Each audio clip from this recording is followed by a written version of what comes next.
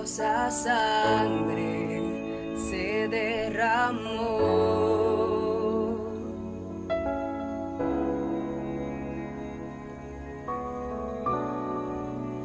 Preciosa sangre fluyó por amor.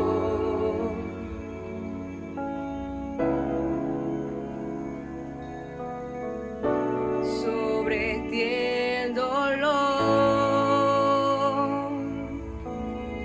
tus venas lloraron. Jesús, Jesús, Jesús.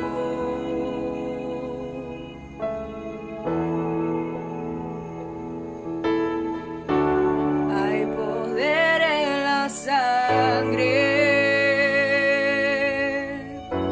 que fluyó por amor. Hay poder en la sangre que derramó.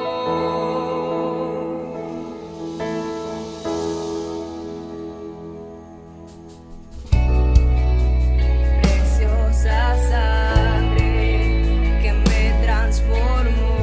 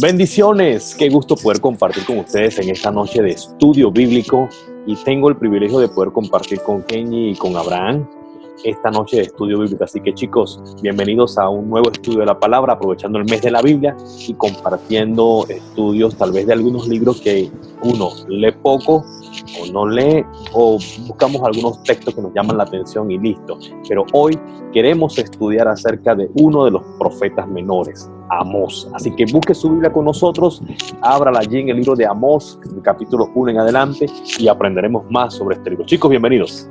Gracias.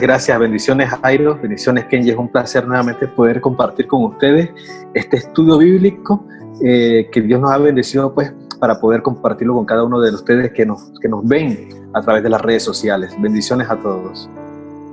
Así es, bendiciones a todos. Estamos muy contentos de poder estar con ustedes, llegando a cada uno de sus hogares y a la vez pues escudriñando juntos la palabra, aprovechando que es el mes de septiembre y es un mes para aprender más. Y es un excelente tiempo para hablar de los profetas menores. Creo que son de los profetas que a veces menos escuchamos o menos predicamos. Sin embargo, tienen algo que enseñarnos muy poderoso. Así que bienvenidos a este estudio bíblico. En la conversación, antes de comenzar la grabación, hablábamos algo de este libro y queremos comenzar con ese punto. Creo que uno de los chicos hablaba sobre qué ambiente se vivía en el momento que Amós vive, profetiza y se dejan estas palabras grabadas. Creo que uno de ellos comentaba eso y le invito a que nos pueda compartir esa parte. Sí, correcto.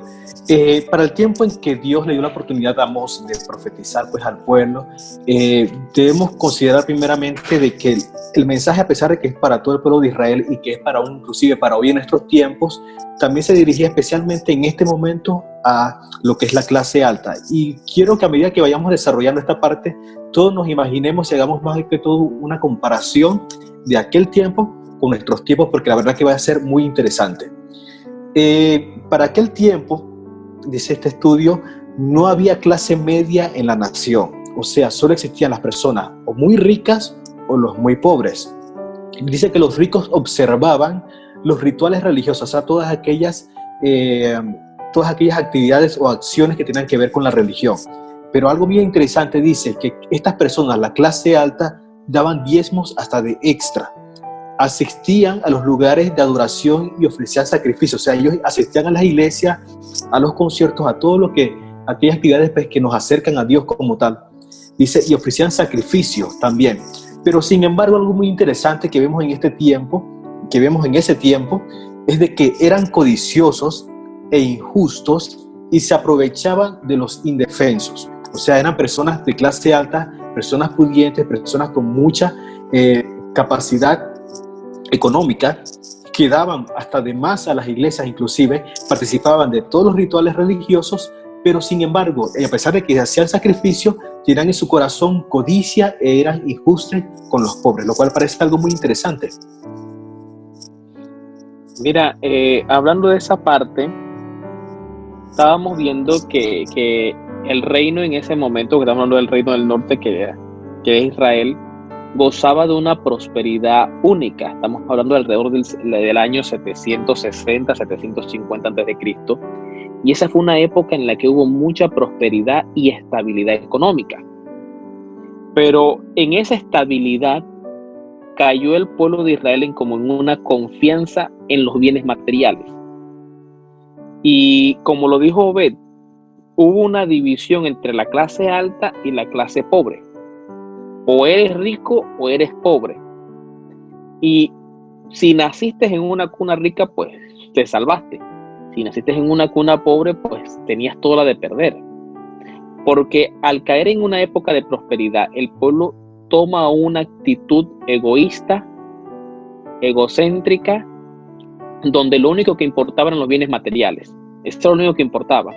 Y esto conllevó a que el pobre no pudiera pagar muchas de sus deudas, no pudiera asumir mucho de sus necesidades normales del hogar, y provocó que entonces la gente decía, bueno, para pagarme, pues quiero tu vida como esclavo. O sea, no había ese corazón dadivoso, ese corazón de dar oportunidades. Hablábamos de que de que eres muy rico o eres muy pobre.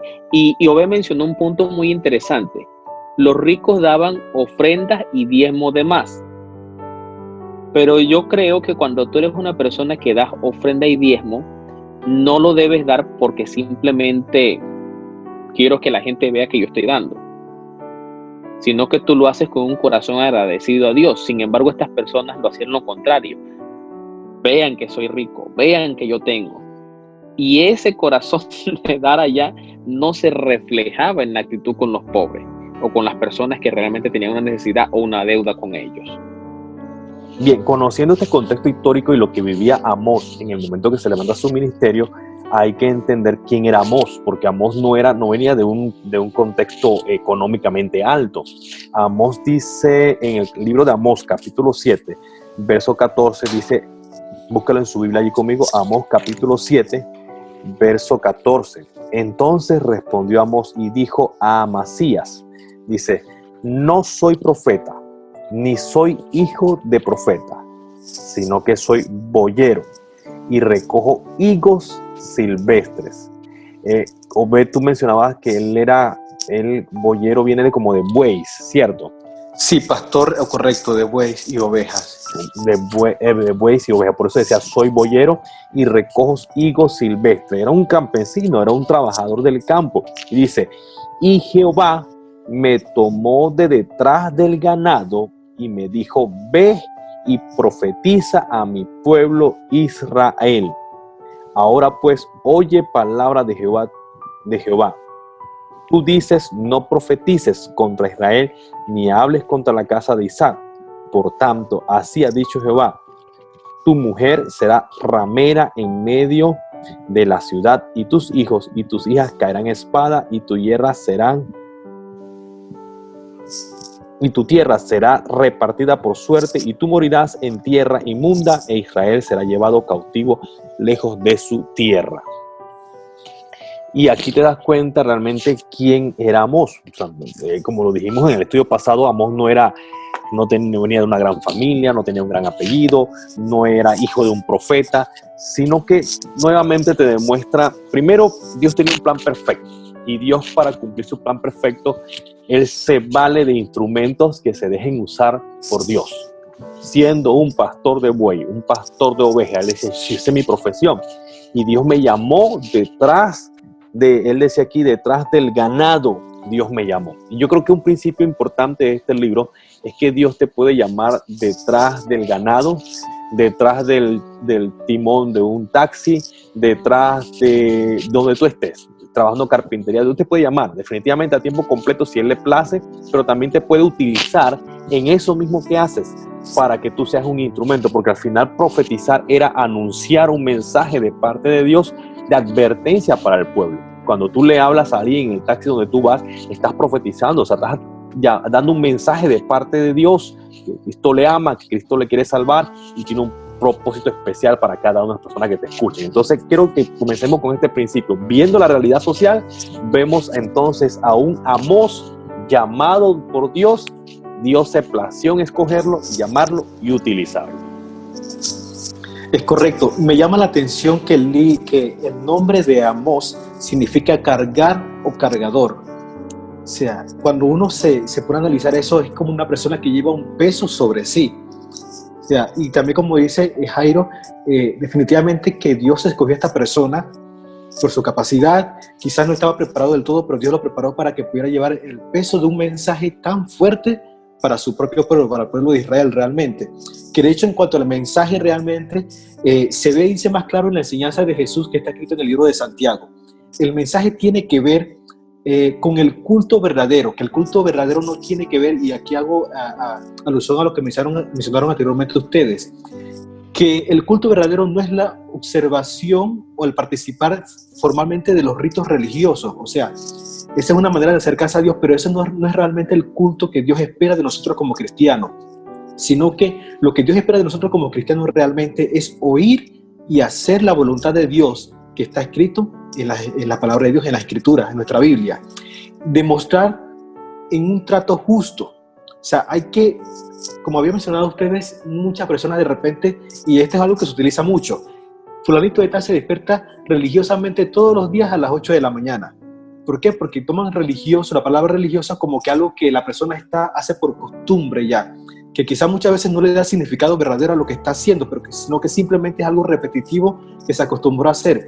Y muchas veces podemos caer en esto, en hacer las cosas por religión, solamente por costumbre, como dijeron anteriormente, para que nos vean, para que vean nuestra posición social, nuestro estrato social, pero sin embargo no estamos viviendo lo que estamos haciendo, y lo que Dios pide es que oigamos y hagamos conforme a la perfecta voluntad de Dios. Entonces, definitivamente, que, como dice la Biblia, por sus frutos lo conoceréis. Entonces, ¿qué pasó? Estas personas de aquel tiempo, personas de un estrato social alto, ofrendaban y diezmaban de más, pero sin embargo vemos sus frutos al momento de tratar a las demás personas. ¿Cómo las trataban? Las humillaban, inclusive la tomaban de esclavo y tantas cosas. Entonces, definitivamente que Dios no nos pide religión a nosotros.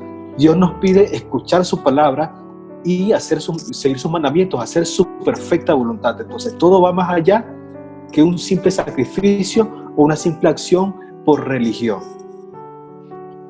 Hay tantas cosas que quiero decir en base a lo que ustedes mencionaron, que voy a aclarar mis ideas. Lo primero es que Jairo menciona que Amós fue llamado, y es cierto. O sea, Amós viene de un estrato social que no es pastor, no es profeta, no viene de descendencia de profeta, ni tiene ningún tío ni ningún sobrino que lo sea.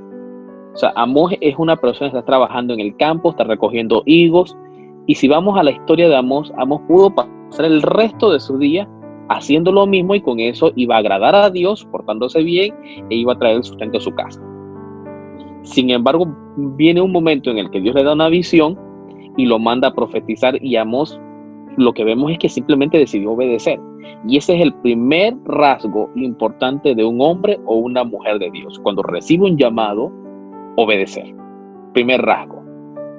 Porque lo que Dios está buscando es un corazón dispuesto para tomarlo y hacer de esa persona alguien increíble. Si se deja guiar, Dios lo lleva.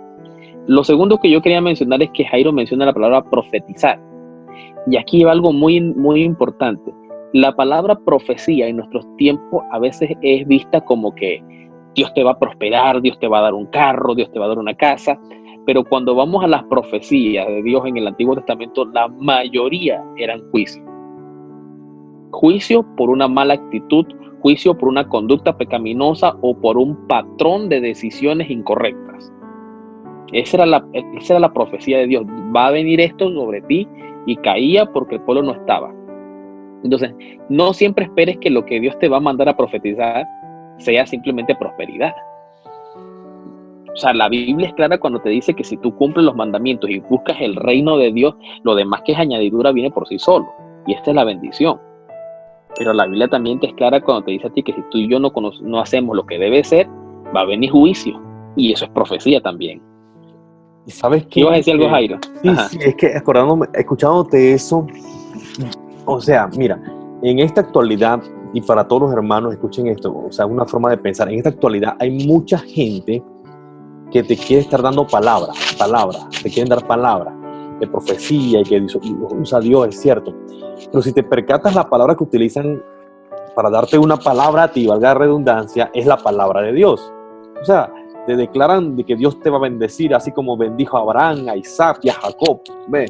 Y entonces, y eso como que toca una necesidad de nosotros los seres humanos, que ahí nos quebrantamos, ahí lloramos, ahí nos motivamos, ay, Dios me habló.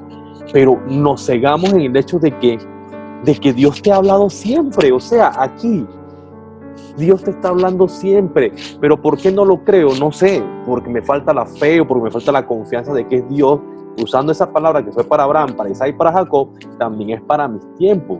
Pero claro que en su momento Dios lo hace. Entonces, mucho cuidado, porque hay gente que quiere estar dando palabra y palabra y palabra, pero simplemente están llevándonos una palabra emocional, que están usando la palabra de Dios, sí es cierto, por una palabra emocional que el ser humano necesita. Entonces, mucho cuidado con estar buscando palabras, o sea, que Dios me hable y me voy para aquí para que Dios me hable, o que allá si hay un varón de Dios que siempre tiene una palabra especial para acá. O sea, mucho cuidado, porque el pastor de nuestro, usted lo escucha los domingos, y son 45, 50 minutos, una hora de predicar la palabra tal y como está. Pero a veces queremos como que que sea palabra de bendición siempre y de prosperidad. No, eso como lo dijo Kenji, en su momento llegará. Sí, lo vamos a anhelar, anhélelo, trabaje duro por ello, pero también sabiendo que es primero el reino de Dios. Así que Kenji, eso fue lo que me despertó cuando dijiste eso y caí en cuenta esa parte, ¿sí? Pero tú mencionas algo, o sea, hablan a nuestra necesidad, es cierto, pero es lo que nosotros queremos escuchar. Porque yo he visto muchas personas, te pongo un ejemplo, claro, ¿no? Están en una relación, están en un matrimonio, en un noviazgo, lo que sea. No les gusta cómo va el rumbo del noviazgo y van donde una persona que les dé una palabra.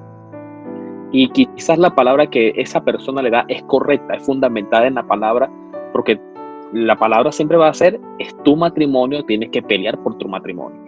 Pero como no es lo que yo quería escuchar, entonces ese no es hombre de Dios. Me voy donde otro que me diga, mira, deja eso así, Dios tiene algo mejor para ti. Ah, ese sí es hombre de Dios. Entonces, aquí tenemos que tener mucho cuidado como iglesia. O sea, ¿qué estoy permitiendo que entre en mi vida? ¿Lo que realmente Dios me quiere decir o lo que yo quiero escuchar? Porque fácil es dejarse de guiar por lo que yo quiero escuchar. Pero difícil es lo que Dios realmente exige de nosotros. Ahora, yo escuché un video por allí donde dice que obedecer a Dios no es un problema. Problema es para aquellos que quieren escuchar una realidad diferente a la que Dios dice. Pero cuando tú obedeces a Dios, lo que Dios te dice a ti, tú sabes que es para bendición. Otro pensamiento antes que se me vaya. Y es que hablábamos sobre la actitud. Obed mencionó la actitud. Y se me vino un pensamiento que ilustra eso. Y está en Génesis capítulo 4, versículo 3. Dice así: y aconteció andando el tiempo que Caín trajo del fruto de la tierra una ofrenda a Jehová, y Abel trajo también de los primogénitos de sus ovejas, de lo más gordo de ellas. Y miró Jehová con agrado a Abel y a su ofrenda, pero no miró con agrado a Caín y a la ofrenda suya. O sea, quizás no es la primera vez que tenían que llevar esa ofrenda. Ya se había convertido en algo quizás tradicional. El punto es que los dos sabían que tenían que llevarle algo a Dios, presentar algo a Dios. Pero hay una gran diferencia entre lo que escogió uno y escogió otro. Yo no puedo decir a luz de la palabra porque la Biblia no me la especifica. Si Caín tomó lo más feo, dudo que haya tomado lo más feo. Dudo que le haya llevado una zanahoria feíta, así flaquita, o una sandía ya pasada de tiempo, muy pequeña. O sea, yo realmente dudo eso. Yo pienso que Caín llevó algo bonito a la presencia de Dios. Pero ¿cuál es la diferencia entre Caín y Abel? El corazón con el que lo hicieron. Quizás uno estaba refunfuñando porque esa fruta estaba muy bonita para comérsela a él y no para quemarla. Y el otro lo que estaba viendo era que iba a agradar a Dios con lo que le estaba dando. Al final, Obed lo mencionó muy bien, porque la palabra religión son actos, acciones que nos conectan con Dios. Pero esa acción que te conecta con Dios no vale de nada si no lo haces con un corazón correcto. No sé si ustedes han escuchado la frase esa por ahí de que la intención es lo que cuenta cuando hablamos de un regalo.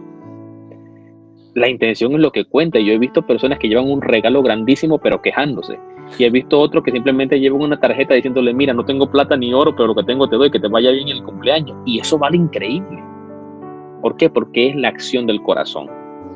Ahora, por allí mismo, Kenny, es que lo que pasa es que en este caso, Amós hizo hincapié en el carácter moral del Señor, el gobernante justo de todas las naciones y de todos los hombres.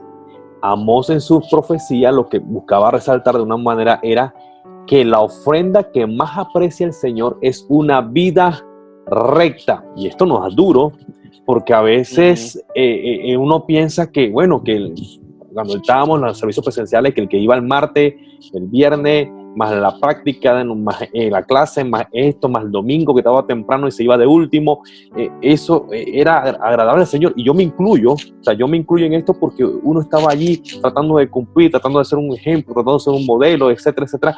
Pero ¿qué hay detrás de esa asistencia? ¿Qué hay detrás de eso? O sea, seré como decían antes, Abraham decía que la gente traía sus diezmos para que vieran que eran ricos. Puede ser que yo estaba, por ponerme como ejemplo, ¿no? Que yo estaba cumpliendo todos los servicios y todos los cultos para que vieran que yo era fiel. Y es exactamente el mismo error que si vivía allá, posiblemente yo lo esté viviendo acá también. O así muchas personas lo estamos viviendo. Una puede ser del diezmo, puede ser de mi asistencia, puede ser del que más digo, el que más hablo, o el que más hablo en lengua también, o el que más lloro y me quebranto, etcétera, etcétera, etcétera. Ajá.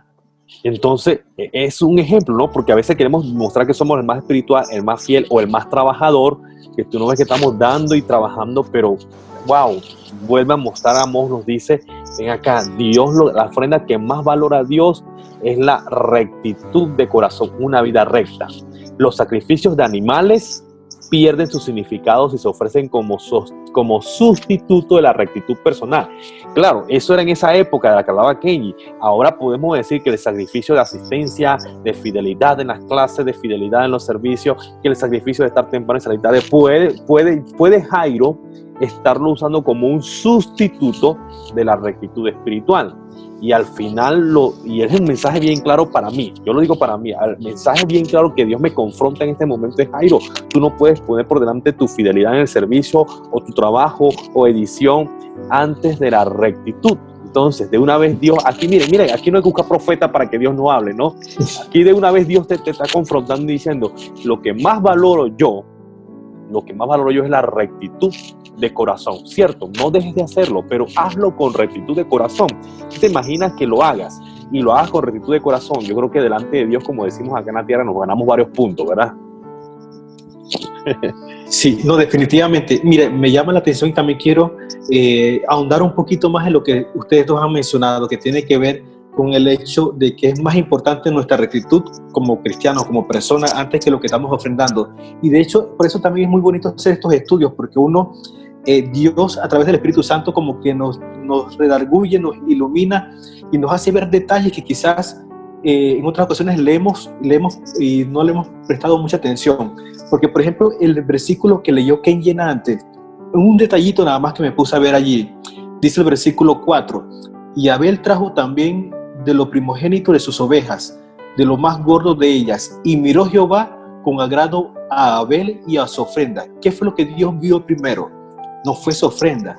Primero vio a Abel como persona, su actitud, lo que él pensaba, la forma en que entregaba las cosas, y luego veía su ofrenda. Igual fue con Caín, dice el versículo 5, pero no miró con agrado ¿a quién? A Caín y a su ofrenda luego. O sea, Dios realmente nos mira primero a nosotros, nuestra actitud, nuestra integridad, nuestros valores, realmente si estamos dando las cosas de corazón para nuestro Dios, y luego entonces mira nuestras ofrendas. Entonces, igual como dicen ustedes, Dios primero mira con qué actitud hacemos las cosas. Cuando estamos trabajando en la iglesia, cuando estamos en la iglesia y tocando un instrumento, recogiendo las sillas, ¿con qué actitud la hacemos? Dios primero mira eso y luego mira la labor que estamos realizando dentro de la iglesia.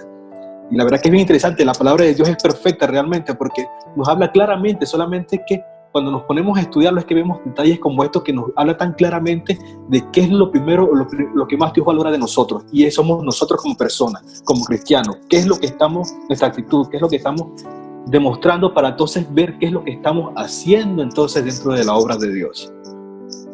Así es, mira, yo veo el libro de Amós como el objetivo de Dios es hacer a que nosotros hagamos un autoanálisis de nuestro corazón. O sea, ¿qué está motivando nuestras acciones?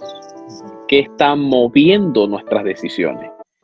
Si lo hacemos con un corazón con el objetivo de agradar a Dios, o lo hacemos con un corazón del objetivo de vanagloriarnos, que nos vean, mírenme, yo hice, yo esto, y entra, como dice mi esposa, un espíritu de yo-yo. Yo esto, yo lo otro, yo soy el único que hace, yo soy el único que va, yo soy el único que evangeliza, yo soy el único que llamo, pero ¿de qué vale que hagas todo eso si al final tu corazón no es el correcto? Y la Biblia misma dice, engañoso y perverso es el corazón. Entonces, ese es el primer análisis que yo veo y me doy cuenta de esto. Mira, estaba viendo el marco histórico del libro de Amós y me llama un punto la atención. Dice, Dios había condenado a las naciones que habían pecado contra él y que le habían hecho daño a su pueblo. En un inicio estamos hablando. O sea, Dios decide traer juicio. ¿Qué naciones? Siria, la Filistea, Tiro, Amón, Moab y hasta Judá, la tierra natal de Amón, fue incluida en la feroz condenación. Estamos hablando del capítulo 2, 4, versículo 4 al 5. Estamos hablando de que en ese momento Dios está enviando el juicio, está decidiendo eso, ¿no? Y yo me imagino al pueblo de Israel, qué bueno, van a tener juicio contra ese que me hizo daño, contra ese que en un momento dado habló mal de mí, contra ese que en un momento dado me puso un pie para que me cayera. O sea, el pueblo de Israel estaba como contento de ver cómo Dios traía juicio sobre los demás, pero aún viendo el juicio de Dios sobre ellos, no hacen un análisis y dicen, hey, ven acá, si Dios está trayendo juicio contra ellos, ¿estoy yo bien delante de Dios con tal de que no se me voltee el asunto a mí? Ellos en ningún momento hicieron eso porque ellos se consideraban superiores. Ellos se consideraban que estaban bien. Y fue a la mitad del capítulo 2 donde el profeta se volteó y dijo, ¿saben qué? Contra ustedes también hay juicio. Entonces, la Biblia es clara cuando dice que cuando uno ve al otro caer, uno tiene que poner, como quien dice, su barba en remojo, con tal de que no le pase lo mismo.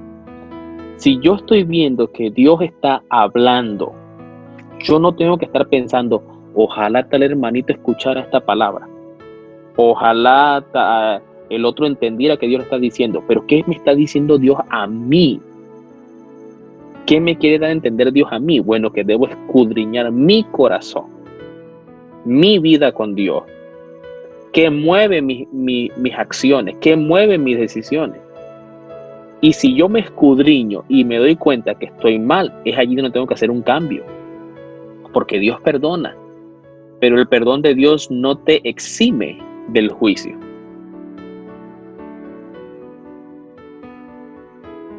Definitivamente la palabra de Dios es increíble, ¿no? Cómo te confronta, cómo te hace reflexionar de muchas cosas. Yo quiero aprovechar un momento porque sé que ustedes están sintonizando la transmisión de hoy y están reflexionando y escuchando esto de la vida del profeta Amós y este libro tan interesante que muestra a un Israel en un momento como de diferencia social grande. Y muestra también a un pueblo que se alegraba porque Dios iba a traer juicio sobre las naciones, pero se olvidaba de que ellos también estaban siendo incorrectos. Y yo creo que uno aquí puede reflexionar muy bien y decir, Señor, ¿cómo lo estoy haciendo? ¿Qué cosas puedo mejorar? ¿Qué cosas puedo cambiar de mi forma de pensar, de mi forma de actuar, de mi forma de sentir? Y chicos, quiero hacer un paréntesis acá en este momento porque es justamente hace unos minutos antes de esto, por lo menos el equipo de ayuda social, equipo de varones, la iglesia en general, se hizo hace más o menos 3-4 semanas se venía recolectando alimentos. Y me gusta ver algo que muestra que Alabaré es diferente y debemos mantenernos así.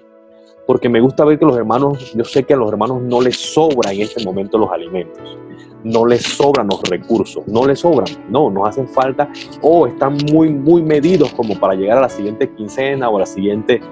Pero con todo y eso, veo a un Alabaré que cuando se hace un llamado a recolectar alimentos, van sacando desde una lata de leche hasta 5 libras de arroz, más plátanos que guineo, varias cosas. Y ese espíritu se mantiene y debemos mantenerlo porque en Israel en este momento de Amós pasaba totalmente diferente, 2 clases sociales diferentes.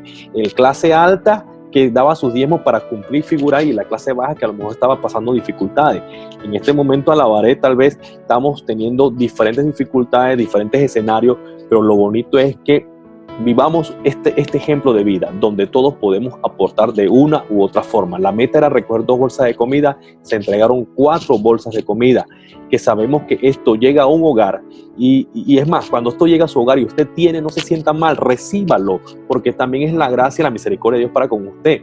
Y el que está en su casa, es más, usted puede ahorita mismo hacer un ejercicio conmigo, si usted, depende de donde esté en su casa, pero voltea a mirar, mi alacena queda acá a este lado, voltea a mirar y vea que Dios no lo ha abandonado, Dios tiene algo para usted, pero que de eso que tenemos también podemos ayudar a otra persona, porque en eso también mostramos el amor de Dios.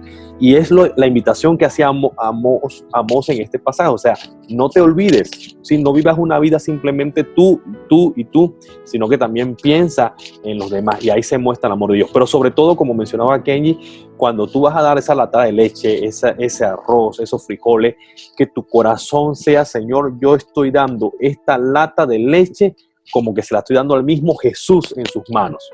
Te dirás, Jairo, pero es que no, es que es así. La Biblia dice que si uno le da alimento al prójimo, al hermano, es como que está vistiendo a Jesús, está alimentando a Jesús. Y yo creo que de esa es una enseñanza que podemos sacar de aplicación acá, que nuestra ofrenda sea una ofrenda de voluntaria, con amor, sabiendo que estamos honrando, sirviendo a Jesús a través de esa acción. Y vale la pena resaltar esa parte. También quiero como que moverme acá ahora a la parte de cómo se va un bosquejo de Amós, de cómo en los diferentes libros se va llevando un mensaje. Por lo menos quiero resaltar yo Amós 1 y 2. Amós profetiza que el Señor derramará su juicio sobre Siria, Filisteos, Tiro y Edom, que es lo que Kenji decía, pero la gente simplemente se alegraba pensando en ellos, como lo decía Kenji, y se olvidaban también de su vida como tal. Y en el 3 y el 4, Amós describe los diversos intentos, escuche esto, los diversos intentos del Señor para salvar a su pueblo, que incluían algunos intentos. El Señor enviaba profetas para advertirles. A veces retenía la lluvia para advertirles. Sigue diciendo Amós, a veces permitía pestes, llámele pandemia si quiere, para advertirles. A veces permitía la guerra para advertirles. Sin embargo, el pueblo no se humilló ni se volvió a Dios. Cualquier parecido es pura coincidencia a nuestra realidad actual. Sí, usted dirá, ¿por qué Dios permite esto? ¿Por qué aquello? ¿Por qué se escucha? Yo creo que tal vez, no es que tiene que ser así, yo creo que Dios nos está advirtiendo, llamando. No cometamos el mismo error que el pueblo de Israel cometió en ese momento. Pestes, hambruna, falta de lluvia, guerras, y el pueblo con todo y eso no se quiso humillar delante de Dios. No quiso ver a Dios como su Salvador. Creo que este es el mejor momento, y estamos vivos. Es el mejor momento para decir, Dios, ten misericordia, y uno andar su vida en rectitud delante de Dios. Si usted le falló, usted acérquese a Dios inmediatamente, crea que Él está allí, que le hay, que es perdonador de nuestras ofensas inmediatamente. Creo que esa es una lección que aprendemos de este libro de Amós. Sí, correcto. Allí mencionaba Jairo acerca de la parte del bosquejo, en la cual también vemos a partir del capítulo 3, vemos que habla acerca de los juicios sobre las naciones. Y ya Kenji mencionó acerca de las naciones porque estaban dentro de este juicio. Pero me quisiera ahora profundizar un poco en cuáles eran los pecados específicos de estas naciones. Entonces, les voy a estar mencionando. Si usted está copiando ahorita mismo, pues voy a anotar de la siguiente manera pues los siguientes puntos. Son 5 puntos específicos y le voy a decir el pasaje donde puede irlo a buscar para que lo pueda estudiar con más calma allí en casa. En primer lugar, o el primer pecado específico, era vender a los pobres como esclavos. Y esto aparece en el libro de Amós, capítulo 8, el versículo 6. Amós, capítulo 8, versículo 6. Vender a los pobres como esclavos. El segundo pecado es explotar a los pobres. Esto lo ve en el libro de Deuteronomio, capítulo 16, versículo 19. Deuteronomio 16, 19, y es explotar a los pobres. El tercer punto, tercer pecado, participar en pervertidos pecados sexuales. Esto aparece en el libro de Levítico, capítulo 20, del versículo 11 al 12. Levítico 20, versículo 11 y 12. Participar en pervertidos pecados sexuales. El pecado número 4 es tomar garantías colaterales ilícitas para los préstamos. Esto aparece en el libro de Éxodos, capítulo 22, versículos 26 y 27.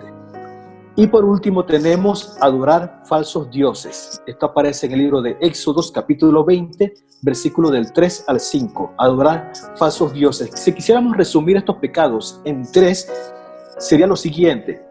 Menospreciaron la ley de Jehová. Segundo, no guardaron las ordenanzas. Y tercero, sus mentiras al final hicieron errar a gran parte del pueblo. ¿Por qué? Porque adoraban falsos dioses. creaban doctrinas falsas que a la final pues engañaban al pueblo. Entonces todo esto era parte del pecado que se vivía en el tiempo de Amós y por la cual Amós fue escogido para que profetizara sobre todas estas naciones acerca del juicio que vendría sobre ellos.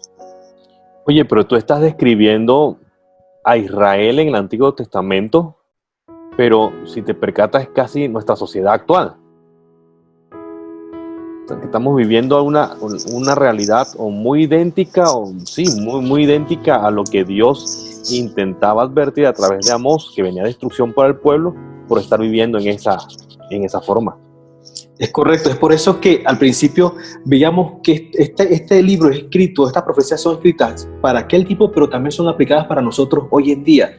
Porque también por eso fue que le dije, hagamos cada vez que vamos a estudiar este libro, en este momento, hagamos una comparación de aquel tiempo con nuestro tiempo, porque verdaderamente, como tú dices, se está viviendo prácticamente las mismas cosas que se vivían en aquel entonces en las naciones, estamos viendo hoy en día en nuestro alrededor.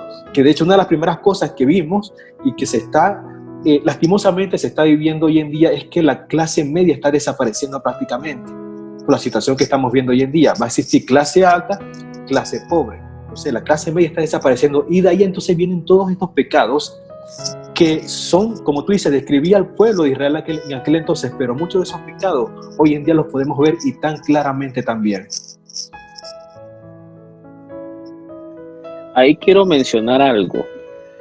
Quizás la gente dirá, entonces la clase alta es mala. No, la clase alta no es mala. Es más, si usted quiere aspirar, buena obra desea, además de ser obispo, de que Dios lo bendiga, lo lleve a ese nivel.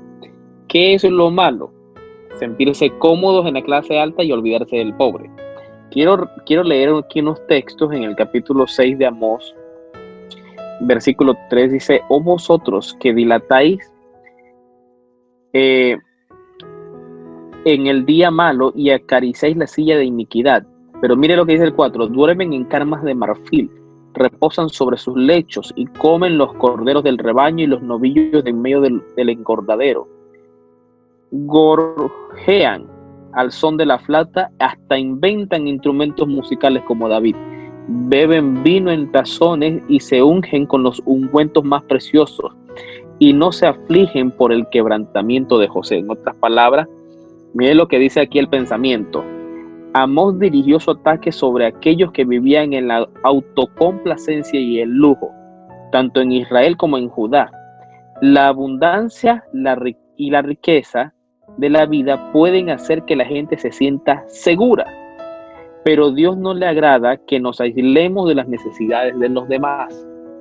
Dice, en el reino de Dios no hay lugar para el egoísmo y la indiferencia. Y esto es muy importante. Cuando hacemos un estudio de la iglesia primitiva, la iglesia del primer siglo, nos damos cuenta de algo interesante. Dice que todas las cosas las tenían en común. Todas las cosas. Pero en este momento de Amós, todas las cosas no las tenían en común. Había una indiferencia claramente marcada y lo que Dios espera de su iglesia, al igual que el primer siglo, es que nosotros aprendamos a compartir de lo mucho o lo poco que tenemos. Y yo creo que eso es un ejemplo que nosotros hemos vivido, por lo menos los tres lo hemos vivido desde pequeños, porque pasamos necesidad, pasamos momentos muy difíciles donde solamente comíamos arroz blanco. Y yo siempre me río de esta anécdota y siempre la cuento, pero cuando Dios nos bendecía, que por fin había un pedazo de pollo, un pedazo de pescado, un pedazo de carne, ese día llegaba la visita y nos quitaban el pedazo de pollo, pescado y carne y se lo daban a la visita. Y yo acá en mi mente y mi corazón yo decía, capaz que este comió en su casa y ahora viene a quitarme la presa acá y yo vuelvo a comer arroz blanco. Pero creo que en medio de nuestra necesidad, nosotros siempre fuimos formados en el hecho de compartir, dar a los demás en medio de la necesidad. Y la Biblia dice que si en lo poco somos fieles, en lo mucho él también, o sea, es como una actitud. Si ahorita que no tengo mucho aprendo a compartir, el día que Dios me bendice sigo compartiendo porque no me cuesta, me desarrollé en ese hábito. Y yo creo que si ahorita Dios pone en nuestro corazón el bendecir, el dar, el apoyar. No limitemos eso, porque yo creo que el principio de la bendición de Dios está en el dar. Y cuando tú y yo damos, Dios abre puertas para que nosotros podamos recibir. Pero lo difícil es dar, porque sentimos que nos quedamos sin nada. Pero es allí cuando vemos la mano de Dios actuando a nuestro favor. Muy bien, definitivamente Amós es un libro escrito para hoy. Para hoy. Chicos, ¿de qué manera pudiéramos ir concluyendo este estudio de Amós, que nos queden así como principios, que rescatemos algunos principios bien claros para que los hermanos en esta noche que están estudiando con nosotros Amós se graben y los pongamos en práctica?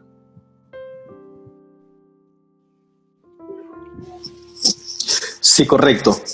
Una de las cosas pues, que no debemos dejar por fuera es cómo termina el libro de Amós, y es algo muy importante que también pues pienso que es importante para todos nosotros, porque hasta el momento lo que hemos visto prácticamente ha sido cerca de juicios y de acciones pues negativas que hemos visto, pero sin embargo el libro de Amós cierra en el capítulo 9 del versículo del 11 al 15, dice de la siguiente manera, y vamos a leerlos todos juntos: restauración futura de Israel. Dice de la siguiente manera: en aquel día yo levantaré el tabernáculo caído de David, y cerraré sus portillos, y levantaré sus ruinas, y lo edificaré como en el tiempo pasado. Versículo 12. Para que aquellos sobre los cuales es invocado mi nombre posean el resto de Edom. Y a todas las naciones, dice Jehová, que hace esto.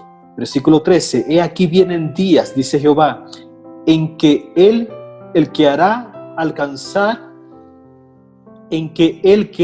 alcanzar al segador y el pisador de las uvas al que lleve la simiente, y los montes destillarán mosto, y todos los collados se derretirán. Y traerá el cultivo mi pueblo Israel, y edificarán ellos las ciudades asoladas, y las habitarán. Plantarán viñas y beberán el vino de ellas, y harán huertos y comerán el fruto de ellos. Versículo 15.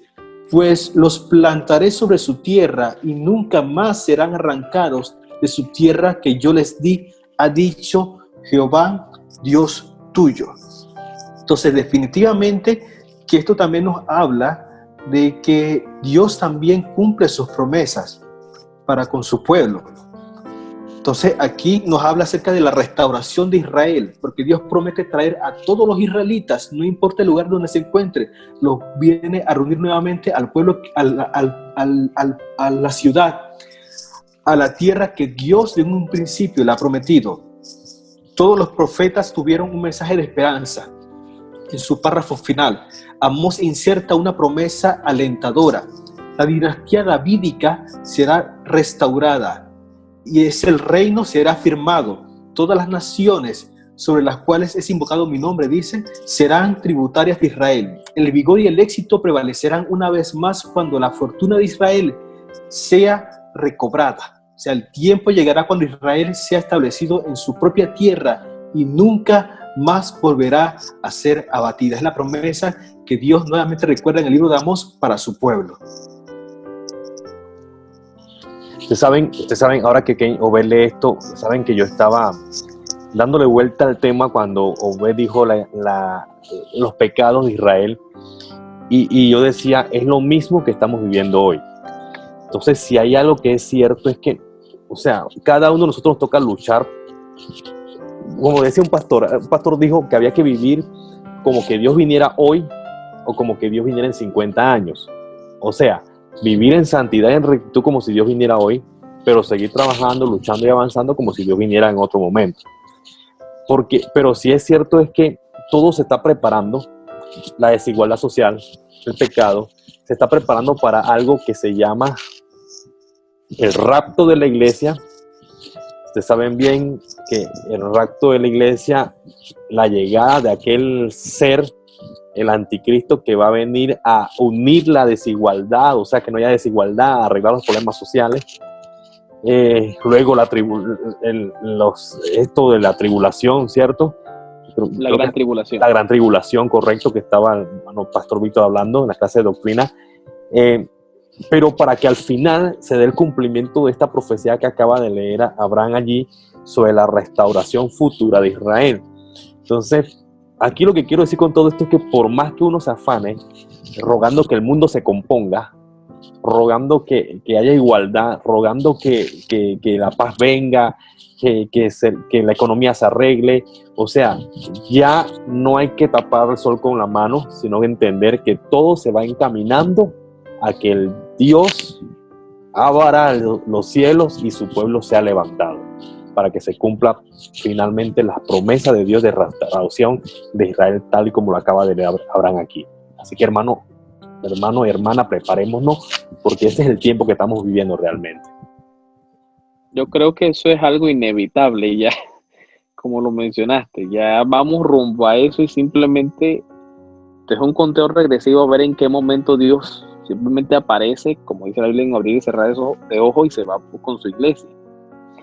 Miren, yo quiero dar un aporte final y creo que es un aporte que de repente se sale de todo lo que hemos hablado, porque hemos hablado del juicio, hemos hablado de la indiferencia, pero estoy viendo algo. Al inicio del estudio mencionamos que Amós fue un hombre sencillo, o sea, él estaba cuidando bueyes, él recogía higos silvestres, o sea, era una persona de campo tranquila, él no estaba metido en ningún estrato social, él estaba en su mundo.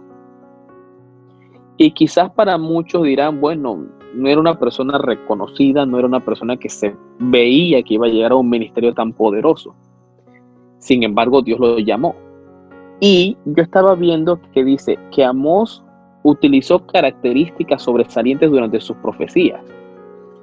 Ejemplo de esas metáforas. Un carro lleno de gavillas, en el capítulo 2, versículo 13. Habló de un león rugiente, capítulo 3, versículo 8.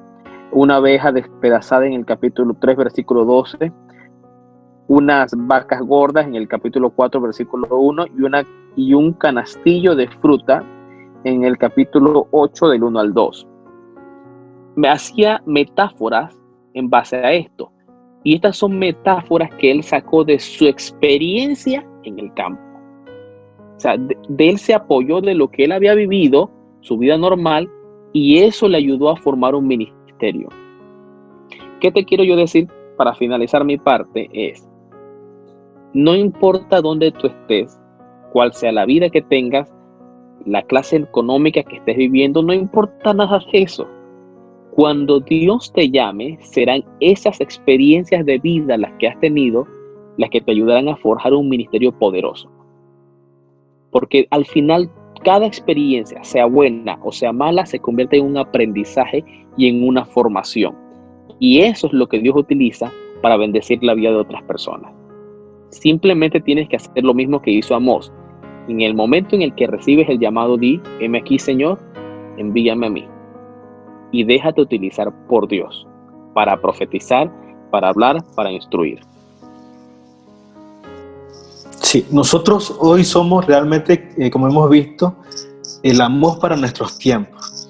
Dios, a través de su palabra, nos revela tantas cosas bonitas, al igual que nos revela tantas cosas que como significa el nombre de Amós, cargador. O sea, Dios, a través de este estudio bíblico, créanme que nos ha tocado a nosotros, nos ha abierto los ojos a muchas cosas para que recordemos que quizás no estamos haciendo bien algunas cosas, pero también nos invita a que seamos el Amós en nuestros tiempos, que podamos llevar ese mensaje y quizás a muchas personas no le vaya a gustar, pero definitivamente, como compartió Jairo, compartió que ya estamos en nuestros últimos días, entonces debemos llevar esa palabra para que podamos hacer conciencia nosotros e invitar a las demás personas a hacer conciencia de cuál es nuestra vida real, nuestra situación, porque estamos en los últimos tiempos. Así que esa es mi invitación, pues, y para finalizar, que debemos seguir ejerciendo esa labor de hablar de Dios, de compartir su palabra y de ser ejemplo a las demás personas, para que a través de nuestro testimonio también puedan llegar a los pies de Cristo. Y aquellas personas que se nos acercan, compartirles la palabra de verdad. No maquillarla, no decir solamente las cosas bonitas, porque como hemos visto, prácticamente lo que hemos visto hoy en el estudio han sido cosas que hablan acerca de castigo, de juicio. Bueno, eso es lo que Dios nos está llamando hoy en día para que hablemos, para que podamos recapacitar de que estamos en los últimos tiempos y hay que cuidar lo que es nuestra santidad. Amén. Yo espero que usted haya seguido con nosotros este estudio bíblico de Amós. Si se ha percatado, bien lo dijo Abraham, no hemos leído de los salmos, proverbios, esas palabras así bonitas que nos animan y nos motivan. Es más, creo que hoy el Señor, como bien lo dijo Obed, nos confronta y nos remueve esos cimientos, eso que hacemos, y nos invita a arrepentirnos, a acercarnos, y si vamos a ofrendar con un corazón recto. Si vamos a servir con un corazón recto. Si usted se va a grabar un video, grábese con un corazón recto y que esa palabra llegue y bendiga a las demás personas. Que si usted va a sacar alimento, hágalo con un corazón recto. Así que yo creo que podemos unirnos, únase con nosotros en este momento. Los estudios bíblicos van a estar los martes durante el mes de septiembre. Y si usted tiene alguna pregunta, se la hace a Kenji o a Obed, pero usted puede pues seguir estudiando con nosotros este versículo, estos libros bien interesantes que muy pocas veces leemos, estudiamos, pero son parte de la palabra de Dios. Así que ore conmigo en esta noche. Señor, te damos gracias. Gracias por tu amor y tu misericordia.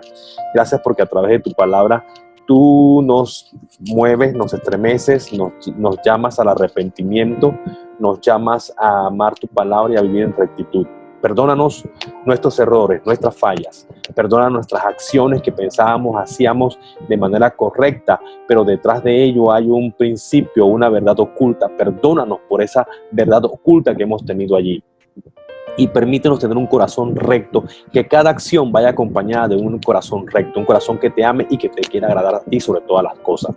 Gracias por la comunidad cristiana Templo Alabaré. Manténlos firmes, sanos, puros de corazón, para que las obras que hagamos suban delante de ti como una ofrenda de olor fragante. Nos arrepentimos en esta noche de estos errores y una vez más te pedimos que sea tu Espíritu Santo y tu poder que nos selle, que nos santifiquen y que podamos siempre agradarte a ti. Gracias, Señor. Amén y amén. Bien, hermanos, hermanas, Dios les bendiga rica y abundantemente. Lo esperamos el próximo martes en un siguiente estudio de la palabra. Bendiciones.